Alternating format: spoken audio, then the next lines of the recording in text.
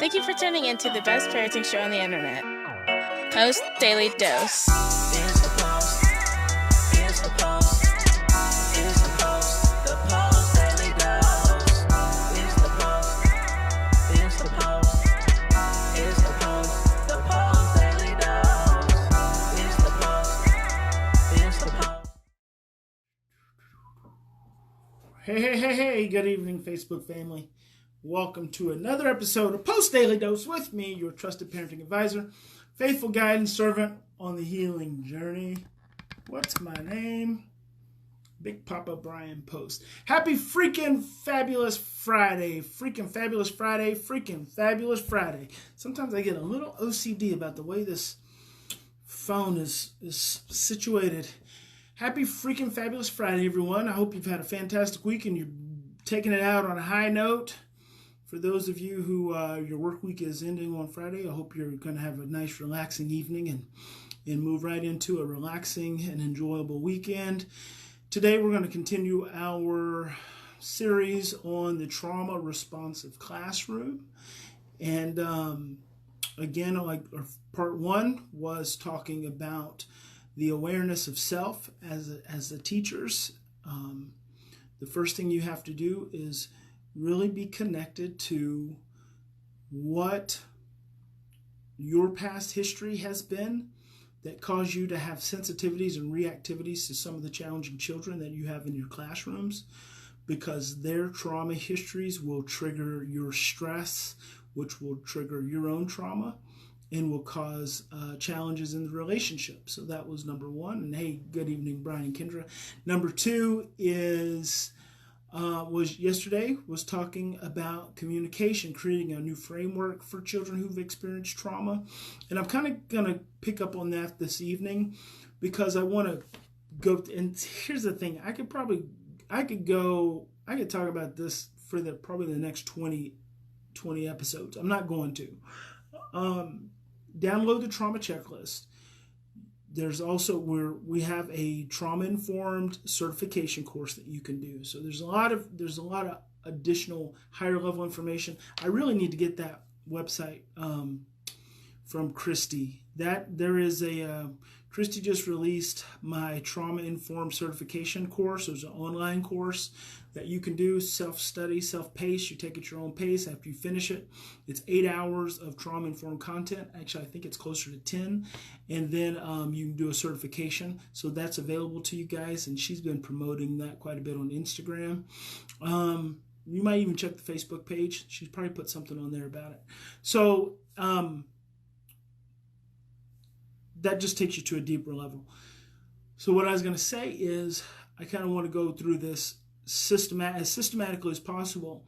So today, along with that communication framework, I want to talk about accurate assessment. See, that's one of the things where we start off. That's one of those areas, I think that a lot of times with trauma, anytime we're talking about trauma, being trauma responsive or trauma informed, I think trauma informed just means you're trauma educated. Trauma responsive means you actually know how to respond.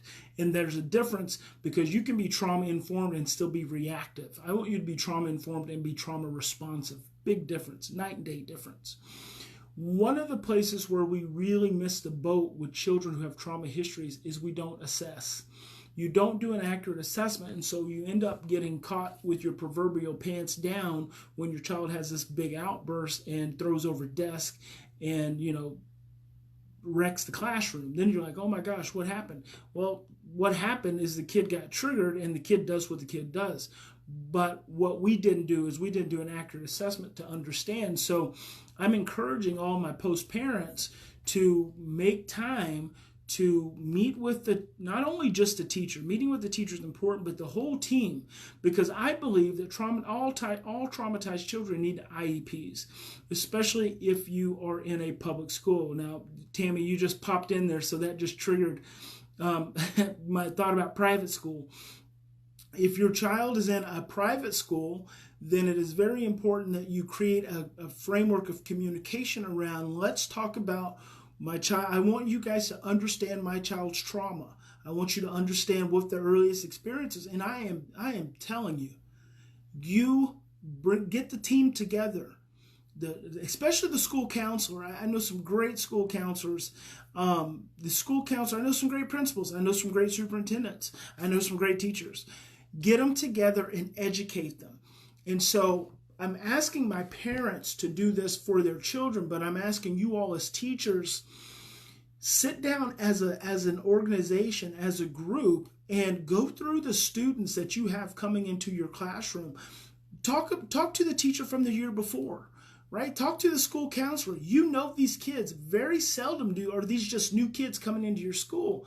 Talk about what these children's histories are, and by goodness, call the parents and set up a meeting and ask. And parents, share what your child's history is. This is why the foster care system is a mess right now, because we don't tell parents what to expect. We don't tell them what to really expect. We don't help them understand that trauma doesn't mean a death sentence. Trauma just means you've got more sensitivities, and you've got to be more flexible and more adaptive to what the child's needs are, and you've just got to pay more attention. You've got to be more attuned, but you've got to pay attention to yourself. You got to understand your own issues, your own challenges.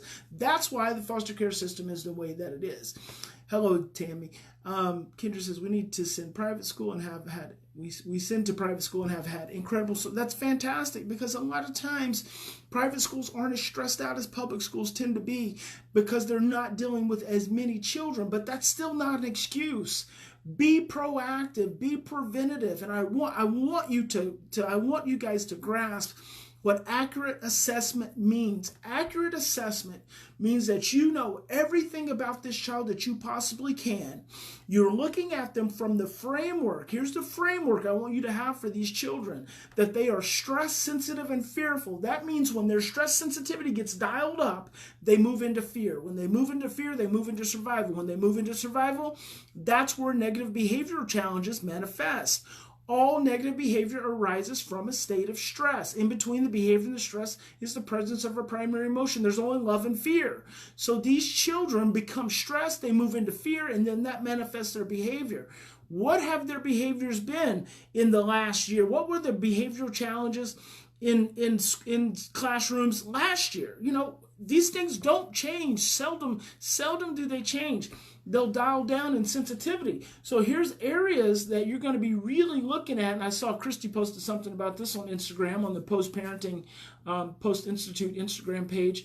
You know, we've got cafeteria. That's a place, and Christy said these are areas: cafeteria, recess, hallways, bathrooms, group activities. These are all what these things all have in common. For me, it's what I always say is that these are areas of a lot of transition and a lot of sensory stimulation. So they lend themselves towards amygdala activation. Christy included into that. What these things have in common is that they are opportunities where there's less adult presence. Less adult presence means a greater tendency towards dysregulation. The adult provides a presence of regulation. Ultimately, a presence of safety, a presence of security. Even if it's an adult you don't necessarily like, even if it's a teacher the kid doesn't necessarily like, just the presence of that adult creates a vibration that has more that allows more containment, more emotional containment for the children. So have an idea of the areas where your child struggles. Have an idea of the areas where these children have historically struggled, and think about them in the framework of stress, sensitivity, and fear. And I want parents to share their children's histories. You should want to share. And this is like one of the biggest breakthroughs that happens. Chapel, recess, and classroom. That absolutely, those three other good ones. One of the biggest breakthroughs that happens in families when I go and I do a consultation day with them is I get them sharing emotional material, emotional stories, emotional experiences about themselves at very deep levels that they have not shared with their spouses ever. And sometimes, definitely, if they haven't shared it with their spouse, they haven't shared it with their child, or they haven't thought about it in a long time. And so they're sharing this emotional experience, and the other person is receiving it. And what happens, and it could be a single parent. The single parent is being able to share an emotional experience with me. I'm being able to receive it. I'm being able to create a containment. I'm being able to be a witness to their pain and to their struggle. You want to give the teachers and the school an opportunity to be a witness to your child's pain, not to judge them, not to shame them, not to blame them, but to be a witness to their pain, that we have this innocent soul coming into the midst of our responsibility, coming into the womb of the school that we have to nurture and we have to take care of so we can ultimately educate them. And that's where I start off with all schools when I do consults and when I do lectures with schools, is coming from the understanding that, number one, yes, you are a teacher, but number two, you have got to have your child in the right state of brain, in the right state of heart, in order for them to learn. If you don't have them in the right state of brain functioning, in the right state of heart security and safety and opening and understanding, then they're not going to be able to learn effectively. And so much of that starts with an accurate assessment. And then the beautiful thing about an accurate assessment, when you're really getting into understanding the history of this child and where they came from and the pain they've gone through, then you're connecting with all these other professionals in a completely different way. And that way is a heartfelt way. You transcend pain. Pain transcends our professionalism, because none of us can protect ourselves from the pain and the woundedness of another individual, especially not a child. So you get into the emotions, you share the story, be emotional, help them understand who you are delivering them to, who you're delivering to them. Help them understand that you are delivering not a child who is a behavior problem, not a child who is a diagnosis, not a child who is a medication recipient, not a child who has had problems in school. You are delivering to them a wounded soul who has done the best that they can with the circumstances they've had to try to survive, and they're having to be presented in this really stressful environment, which is school. Regardless of how safe and regulated the school is, it's still very stressful. They're having to go into the school and they're having to contend with their trauma by themselves all day long. We have to have an intimate understanding and appreciation for that, so we can learn to support these children in a completely different way. And that's being trauma responsive. And that's why accurate assessment is so very important. So I hope that is helpful for you guys. Remember, in any given situation, we can continue to do the same thing we did last year. We can continue to treat all children like they're the same, which they're not. All children are not the same. Traumatized children are traumatized children. That, in essence of definitions, means they are not the same as other children who've not experience the same levels of stress and pain that your child has expressed. So all children are not the same. They learn different. Traumatized children learn differently. We'll talk about that too. They're more typically kinesthetic children, and I know schools are not equipped to oftentimes educate a kinesthetic learner, but there are adaptive things that we can do that can make the school year so much better and so much more effective. So we can continue to do the same thing year after year after year and expect a different result. And that really is the definition of fear. Einstein said that's the definition of insanity, but insanity is really just a byproduct of an extreme state of fear, conditioned state of fear, where we can stop, we can take 3 to 10 deep breaths, we can really slow down, we can open up our hearts. And I know some of you teachers could be just tired and burnt out, stressed out. You've probably enjoyed your summer, but you're still stressing about the school year, and that makes me really sad for you. I hope you're able to work through that a little bit and lift some of that fatigue that's going to just show up all over again. And I think that's probably because you're dealing with some stressors in your own personal life, and that between dealing with the stressors in your personal life and then going into school and dealing with those stressors, that can take a real toll on you. So I just want to honor you for that and just reflect that back as a place where you might spend a little bit of time before school starts. Maybe, do a counseling session or two. See if there's something that you can't uncover. And in that process, we're choosing love. So I hope you guys will choose love. Big Papa loves you. I love you guys. God bless you.